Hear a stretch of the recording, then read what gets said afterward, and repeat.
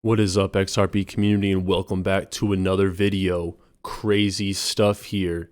Elon Musk practically describing XRP down to each and every detail, as well as Bank of International Settlements, the BIS. I have discovered what I believe to be their secret plan.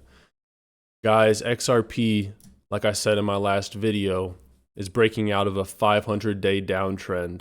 3 times in the past year and a half, it has been rejected at this line of resistance.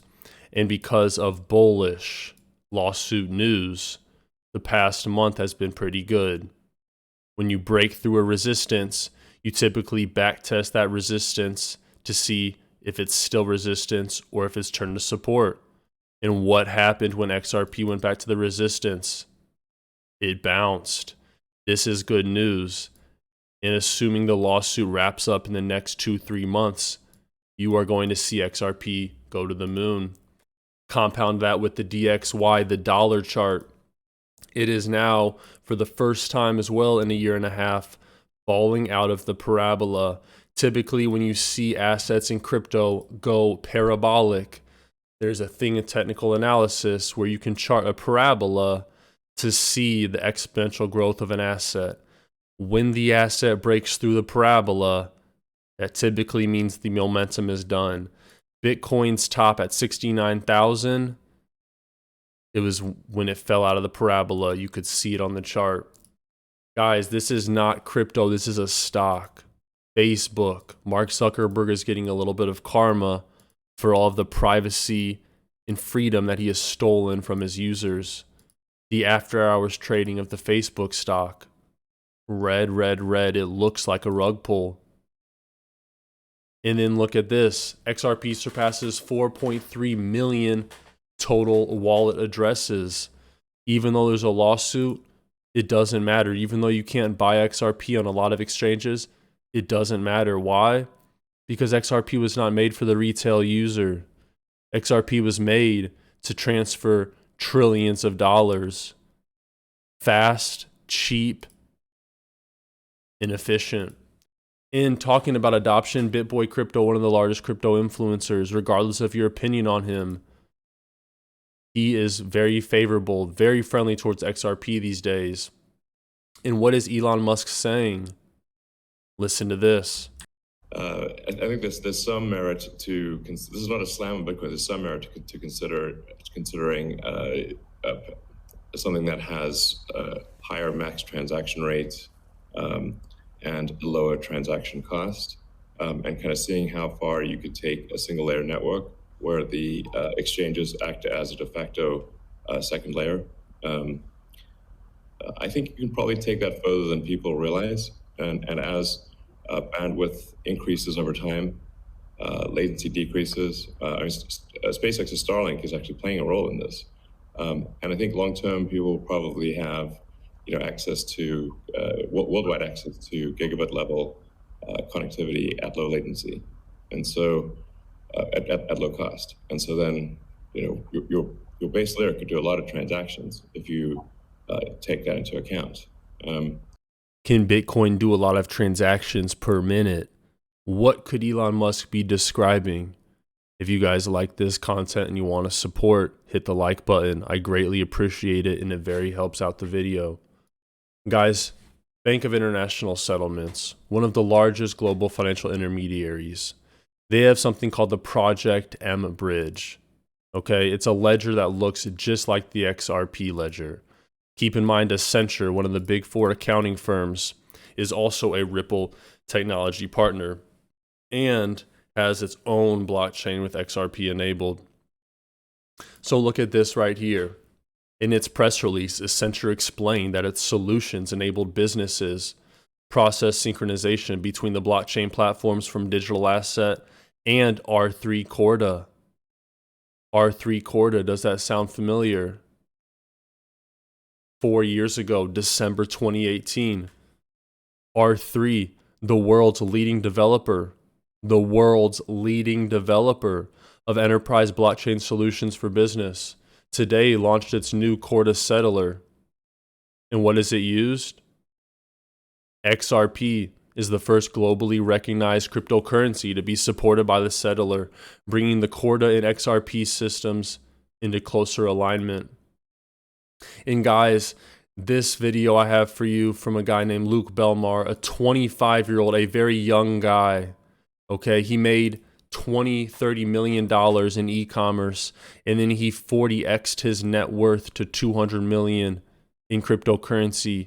He is brilliant and has a lot of information to share, and specifically what he talks about here is the Bank of International Settlements. You're not going to want to miss this. BIS.org, ladies and gentlemen, BIS.org. Are you guys ready to go nerd mode? Are you guys ready to go nerd mode? I said, yeah. Okay, we're going nerd mode, guys. We're going nerd mode. All right, fuck it. If you guys are here, pen and paper, pull it out. The noobs can fucking leave. The broke, he's the guy that signs the money in Albania, proves it. So I sat down with him. We had a one-on-one. I brought him in to speak to Capital Club. This guy signs the money, right? This guy signs the money that the country spends. He's talking about the president of the central bank. Sorry, I cut off the first part. And I asked him a few specific questions. I asked him about crypto. I asked him about Bitcoin. I asked him the condition of the Federal Reserve. I asked him about JP Morgan. What was the final question I asked him? I asked him 3 questions. Bitcoin was money. And I asked him if the central banks run the world. Yeah. And what was the 3rd question? Oh, I asked him about Agenda 2030. I asked the head of the central bank of Albania about the Great Reset. So, ladies and gentlemen, shall we talk? Shall we talk? Okay. So, BIS.org, right, this is being read. This isn't me assuming. This is me reading to you guys straight from their website. The monetary system is the set of institutions and arrangements that support monetary exchange. It consists of money and payment systems, which is required from such a payment system to serve society. Well, there is no canonical list of necessary features, but a list of high-level goals must stand out. Why? Why are they putting out this article? They're putting out this article because of central bank digital currencies. And I am going to introduce what I believe is going to be a massive disruption to the future monetary system of the United States, potentially even ending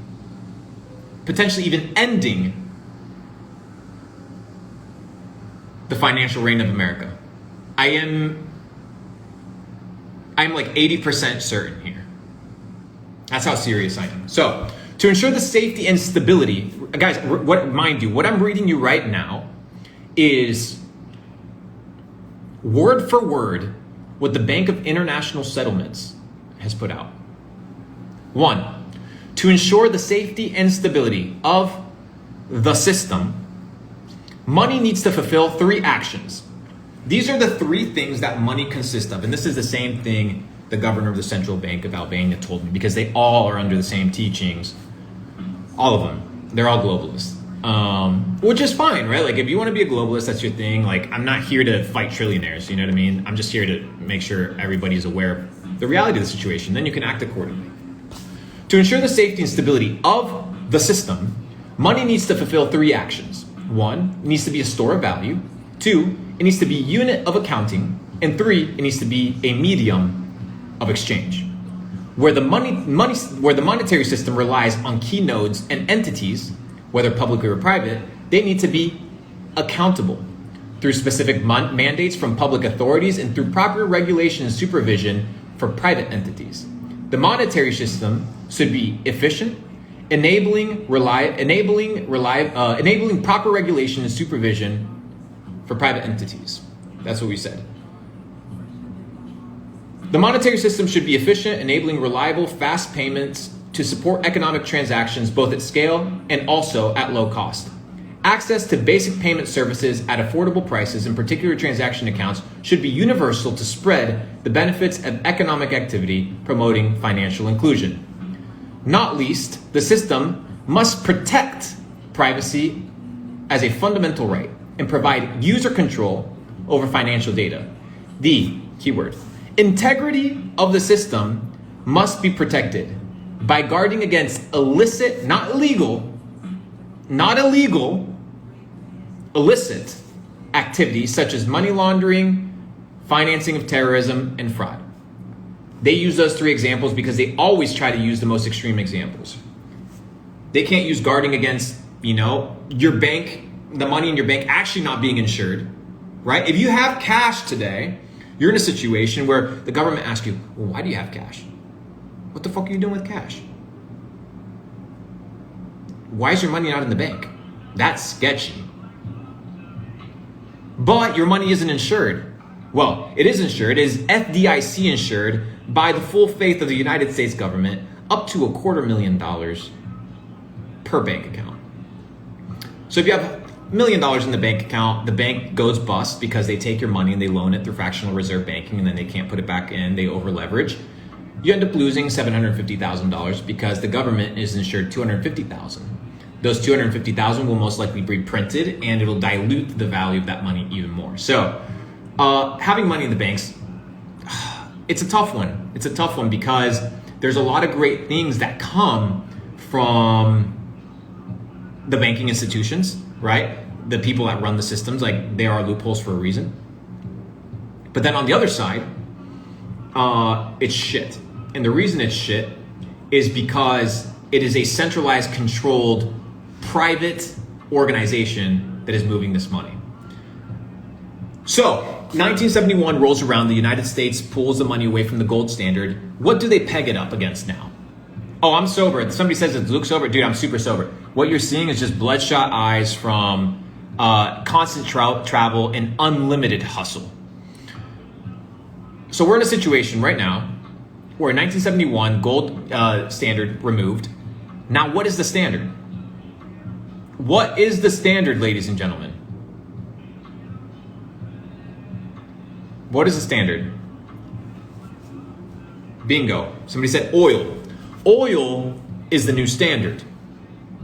Now, it's not legitimately the new standard. It is privately agreed upon as the new standard. Somebody said he's high. Is like, dude, I ain't high. I just think it's such a fucking G level. It's unbelievable. So what you're seeing me do right now is actually think in real time. The United States government, Nixon specifically, goes and interacts with the Saudi family, right? The families, like the royal family in Saudi Arabia. And they say, well, in return for protecting you and keeping your kingdom intact, you have to sell all of your oil in dollars. Right? So now every country that wants to buy oil from the Arabs, right, from the Middle East, they have to do so using dollars. Therefore, increasing not the value of the dollar, but the demand for the dollar. What value does the British pound have, guys? What value does the euro have? Zero. Nothing. That's why you see it cratering to nothing. The US dollar was stabilized by the demand introduced by oil. Why do you think there's such a big fight against oil? It's because it's a fight also against the financial stronghold of America, which is fine. Like, we're going to see this throughout history, right? We're going to be in a situation where America is the greatest country today, and in 50 years, it most likely will not be. It probably will not be. That's why you got maybe 5 years to get out, 4 years. I give it to like 2028, guys, 2028. And then I think they introduce a new monetary system. So a few things that and maybe I released, because I recorded the 1.5 hour long interview or conversation that I had with the governor of the central bank. Remind you, he signs the money. This guy understands how the system works. And I asked him one question. I said, will central bank digital currencies exist? And he said, without a doubt, central bank digital currencies are impossible to live without. And the reason he said this, and he said it from a very religious perspective, shout out Chase Hero. He said this from a very religious perspective, which was interesting to me. It wasn't even a greedy perspective. He actually believed it, which is concerning to me. He said, the Federal Reserve and the central banks should be private institutions completely and unanimously separated from the public. What does this mean? This means that now all money is privately owned and no longer operates as money, but operates now as a coupon code or a voucher that legitimizes your purchase, right? So a central bank digital currency that is based off of nothing, that is controlled fully and printed autonomously, not by the permission of Congress like the Federal Reserve, but by the bank. This reminds me very much to the situation that Abraham Lincoln was going through during the Civil War. Then this part's crazy right here. I didn't even know this information. You guys will have to comment below. Tell me if you knew this Abraham Lincoln fact about why he was KO'd. Where there was a lot of banks, there was a lot of currencies, armies needed to get paid, but there were so many different currencies and the value of those currencies were all over the place that that this idea of multiple banks owning their own currency and deploying that wasn't realistic. Why? Because even back then, these motherfuckers were stealing money and fractionalizing shit. Like these guys were fractionalizing notes before fractionalized banking was even real. Like before it was a concept, these guys were like, okay, like somebody deposits 10, I'm gonna pull 3. Like these guys were doing that shit. So Abraham Lincoln tries to introduce a new currency. You guys didn't know this, of course, you don't know this. So I'm sharing it with you guys. I'm about to blow your fucking minds. We're just getting started, by the way. We're going from everything everybody knows to the shit that nobody knows that I'm about to just blow your mind to like a complete new level. Abraham Lincoln tries to introduce a currency. I think it's like the green bill notes or something like this. And he successfully does. And he pays, okay? He pays his army. He pays his soldiers because they need to get compensated, they need to eat. A couple months later, he gets killed. A couple months later, he gets murked. That money gets pulled out of circulation, okay? And obviously, we never hear from it again. Interesting enough, another president attempted, okay? Can you guys hear me? Okay, perfect. So, Abraham Lincoln tries to introduce a currency. It fails because he gets capped. The greenback currency, which is the name of the notes that he had, were basically introduced, paid off some people, and then another cheeky motherfucker, whose head was blown up, sitting in the back of a car, known as Kennedy. Kennedy introduced the Executive Order 11110. And this currency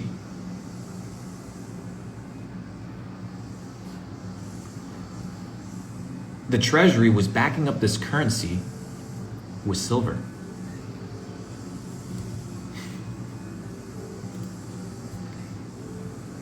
So in June of 1963, this executive order allows the Treasury of the United States to issue certificates legitimizing the treasury of silver that they had. Within 6 months, he's dead. And the $3 or $4 billion of silver-backed currency was pulled out from circulation. Oh, we haven't even started yet, guys, by the way. Like, this is just, we're just warming up here. Welcome to the revolution. I know I'm blowing you guys' minds away. I know it I know it's like just try to pull the gold standard because of course you can't trust government. Then Kennedy says maybe we introduce silver. We have some executive order that we allow to finesse. Within 6 months he's dead. Capped.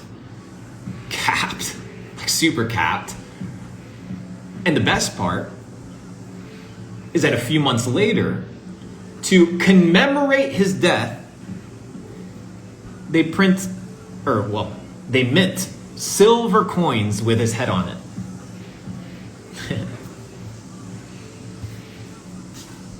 So, when you have this level of power,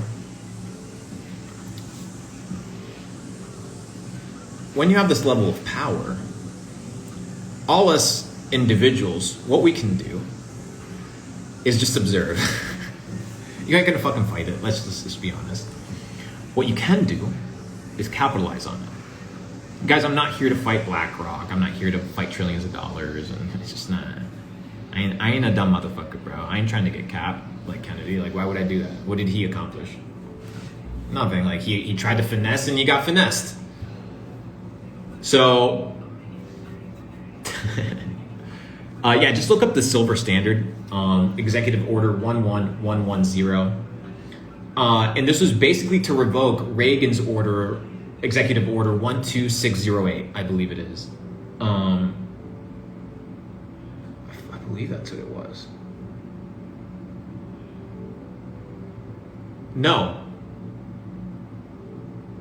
What was it? Ronald Reagan submits an executive order to appeal the 1110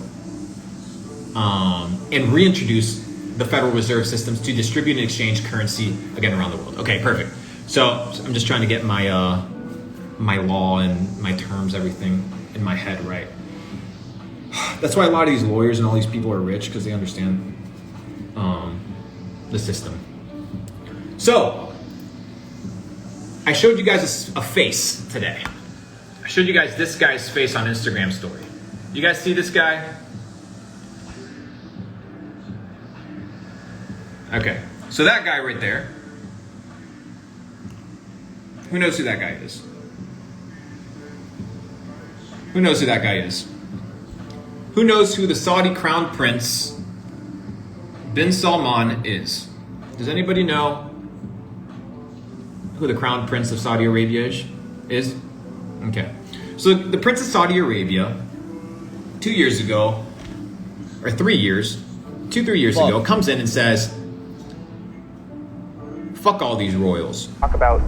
Puts them all in the Ritz-Carlton, I believe it is, imprisoned, or like house jail. Says, I'm taking over this shit.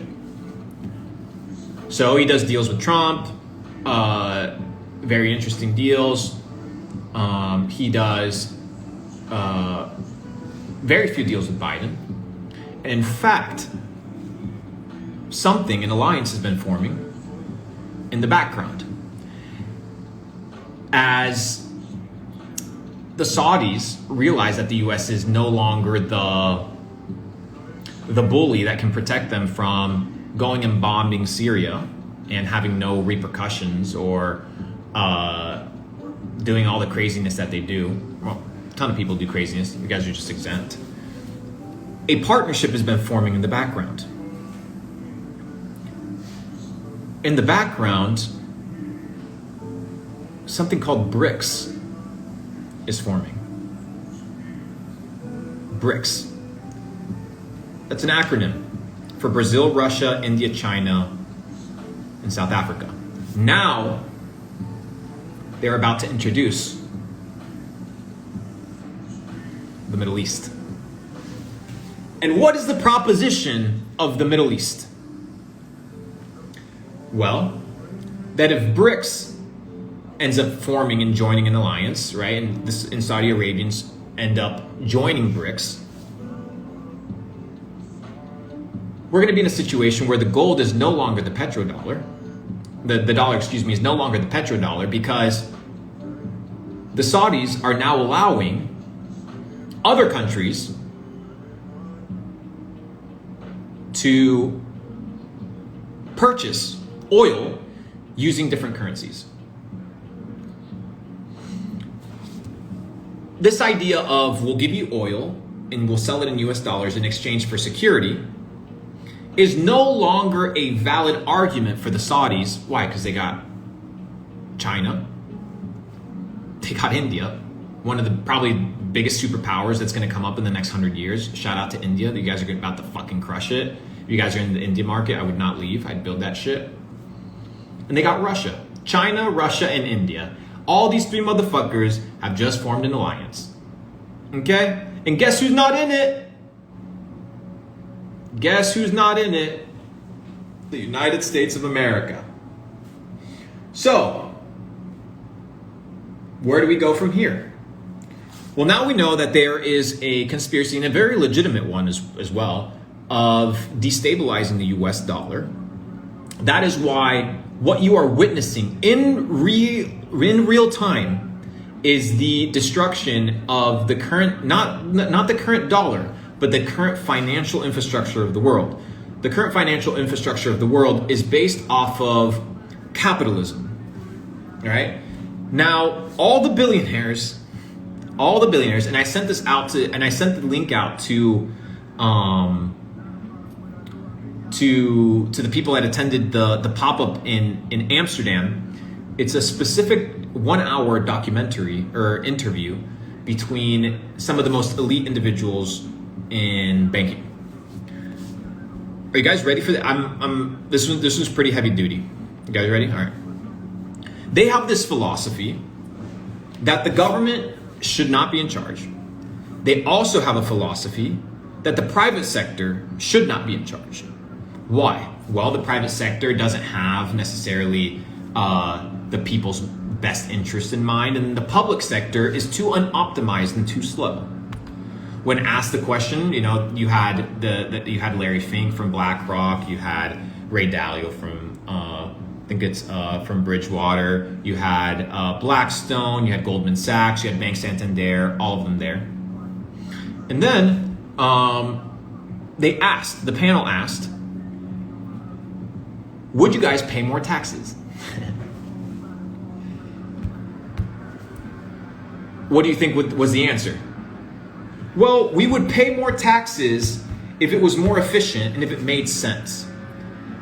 In essence, what they're translating is we're not going to pay more taxes till we control where those taxes, or we're not going to pay more taxes till we control where that money goes. So what you're about to see now, over the next 10 years, record this, mark me verbatim as the prophet of the millennials. You guys ready? Mark this down.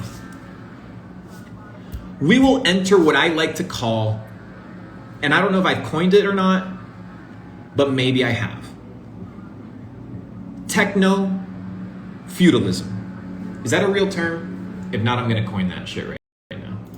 But I don't refer it so much as techno-feudalism as the governor or the emperor or the monarch owned a few things.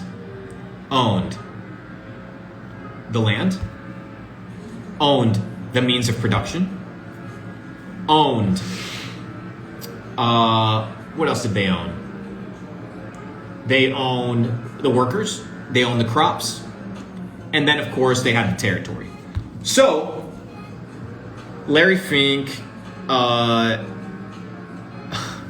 all in it together, bro. All these motherfuckers are in it together. I feel like eventually I'm gonna get banned, cause like, you know, these guys will just see my video randomly on TikTok one day. Their daughters are scrolling or some shit, and they hear this dude on TikTok talking about how their dad is about to take over the world, and he just has to send out one message, and I'll be gone with the internet, right? So, feudalism back in the day was this idea where very wealthy individuals would basically become private monarchs, where they would own their land, own their institutions, just like Bill Gates, biggest landowner in America, not by coincidence, focuses on being the